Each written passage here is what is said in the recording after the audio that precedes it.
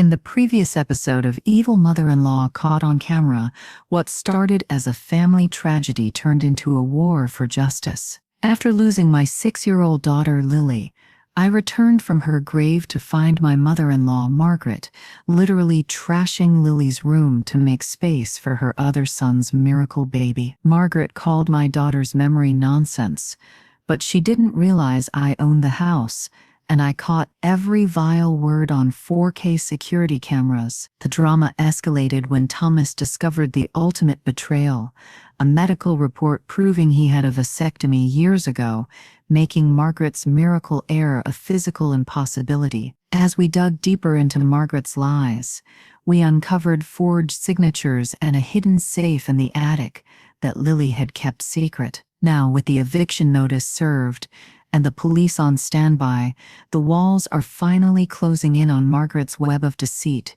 and now, the next episode is here.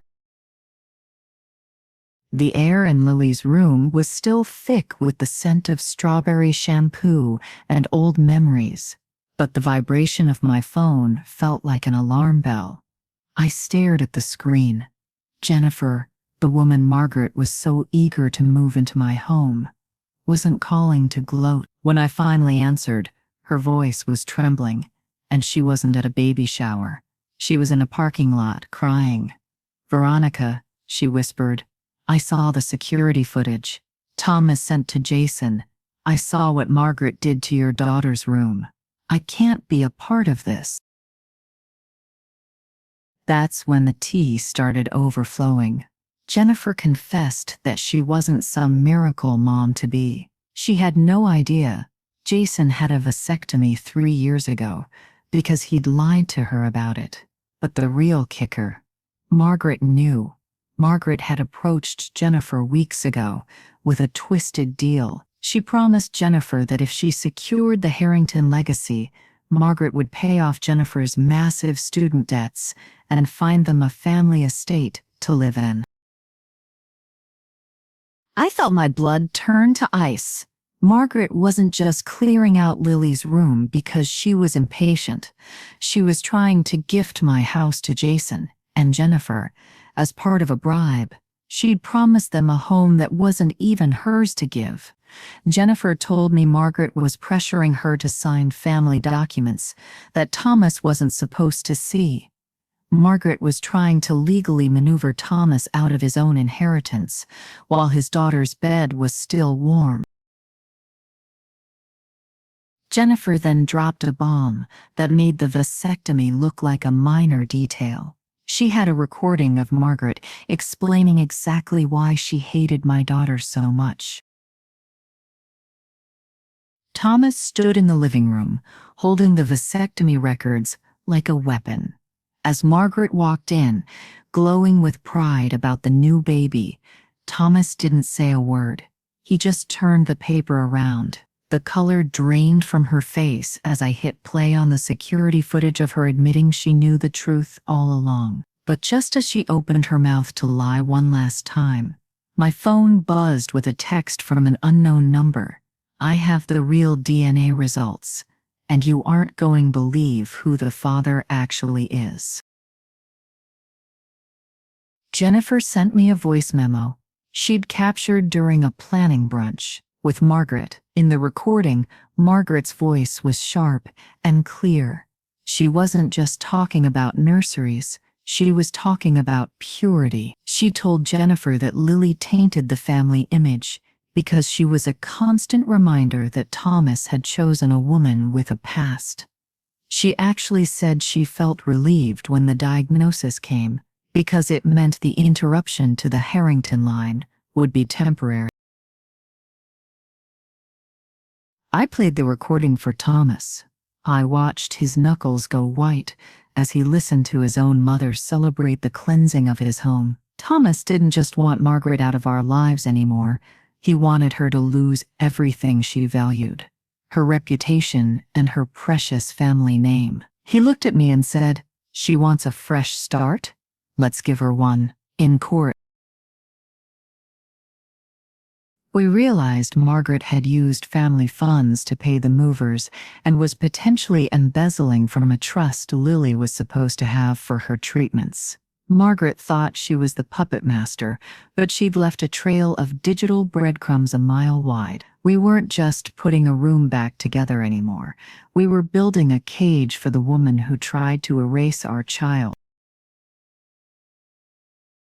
But then Jason called. He didn't know Jennifer had talked to us, and he was about to make a massive mistake that would seal Margaret's fate. We finally got the locksmith to open the safe we found hidden behind Lily's old dollhouse. My heart was pounding, thinking I'd find toys or drawings. Instead, the heavy door creaked open to reveal a stack of legal documents and a voice recorder. I pressed play, and Lily's small voice filled the room. Grandma told me not to tell, but I saw what she did to the papers in the desk. Thomas and I looked at each other in horror. Margaret wasn't just cruel. She was a criminal, and she was standing right behind us in the doorway.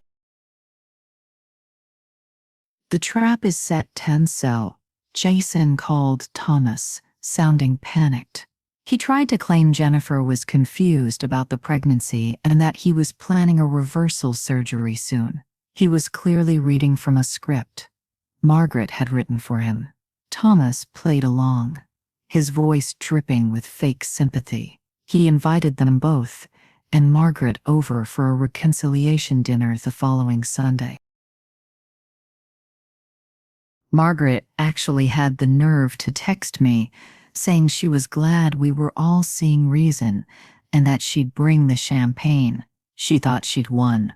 She thought the purple princess nonsense was finally behind her, and she was about to get her proper nursery. Little did she know, Jennifer was already at our house, helping us set up a very different kind of presentation in the dining room.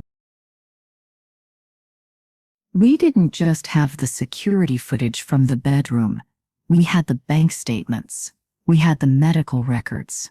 And most importantly, we had the card Lily made for her. We weren't going to just yell at her.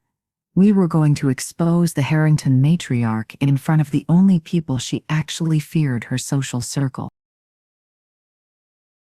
When Margaret walked in that Sunday, she wasn't met with a nursery. She was met with a laptop connected to the big screen TV and a lawyer sitting at the head of the table.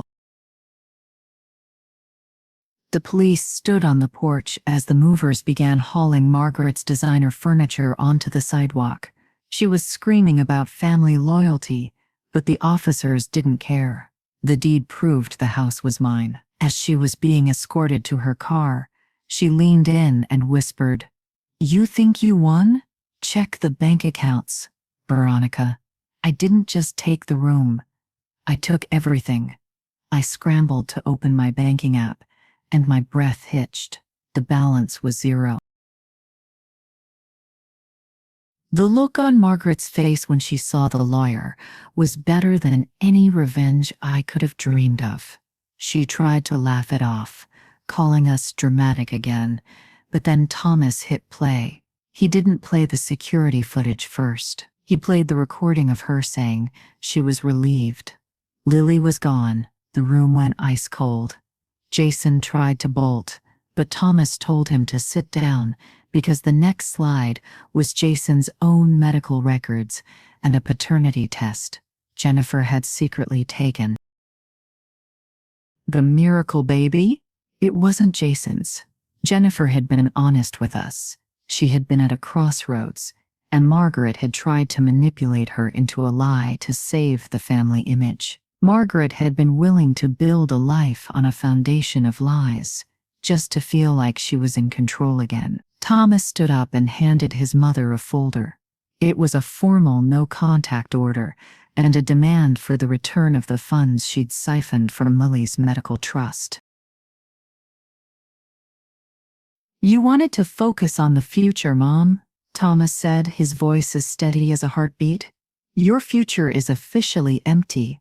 You're not a grandmother. You're not a Harrington Matriarch, and you're certainly not welcome in this house ever again." Margaret looked at the purple card sitting on the table, the one she'd thrown in the trash, and finally, for the first time, she had nothing to say. We tracked down Jennifer, the woman carrying the miracle baby, at a small cafe on the edge of town. She looked terrified the moment she saw us.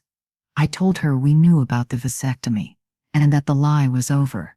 She started crying, shaking her head. "Margaret forced me into this," she sobbed. "But it's worse than you think. The baby isn't Thomas's brother's, and Margaret isn't trying to help me. She's trying to replace Lily." That's when she handed me a photo that made my world stop spinning. Crikey's, Margaret is gone, Jason is broke, and Jennifer is actually moving into the guest house to start a real life away from them. But yesterday I found a hidden safe in the attic that Margaret was trying to get the movers to take. It's locked, but Lily's name is engraved on the bottom. Want to see what's inside? Subscribe to Revenge Diaries and comment "Open it" for the series finale.